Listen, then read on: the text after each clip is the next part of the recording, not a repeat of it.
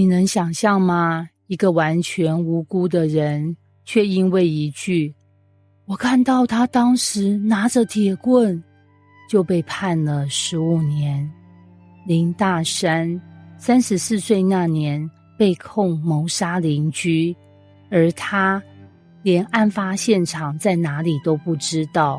他说他是清白的，但除了他自己，没人能证明。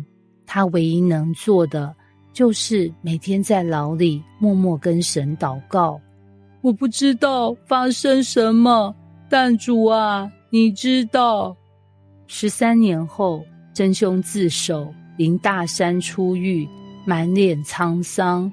他接受媒体访问时说了一句话，全台泪崩：坐牢很痛，但我没恨谁，因为如果我恨，那真凶不就真的夺走了我的全部？民数记35章22到34节，这段经文延续逃城的规定，细腻地说明，如果杀人是无意的，当事人可以逃到逃城避难，但不能任意释放他，必须经过审判。若证实为故意杀人，不论逃进哪里，都不可赦免，必须处死，因为流人血的罪污秽那地，除非流他血的人的血，才能赎回那地的洁净。神警告以色列人，你们不可玷污所住之地，因为我耶和华是住在那地的。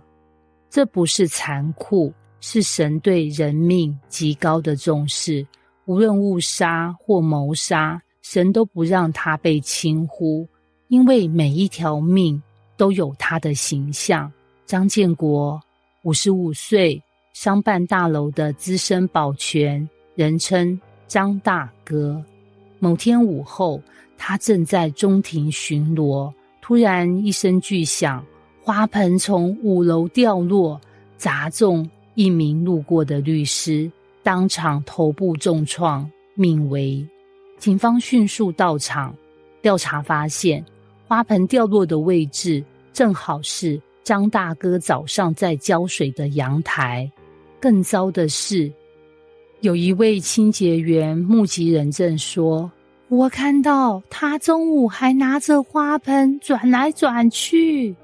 这句话成为关键证词。当天晚上，张建国被带走侦讯，他惊慌又无助，反复解释，我只是想帮忙摆整齐，没想到，我真的没想到会掉啊。隔天，媒体标题醒目，保全大叔杀人了，还是意外？舆论炸锅，公司解雇他，邻居也不再打招呼，妻子为他奔走，请律师写信给议员、牧师、小组长。张大哥只剩一句话，我只是好心摆整齐，怎么变成这样？案件进入法庭，律师说这是过失致死，检察官则认为疏忽等同谋杀，应重判。判决前夕，他在看守所接到教会小组送来的卡片，上面写着民数记35章22到25节，若人无心杀人了，会众要救这杀人的脱离报血仇的手，使他可以住在逃城里，只等到大祭司死了。他泪流满面，不是因为他要逃，而是他终于知道神看见无心之过的痛，并不是不处理，而是用一种不毁掉人也不纵容罪的方式来回应。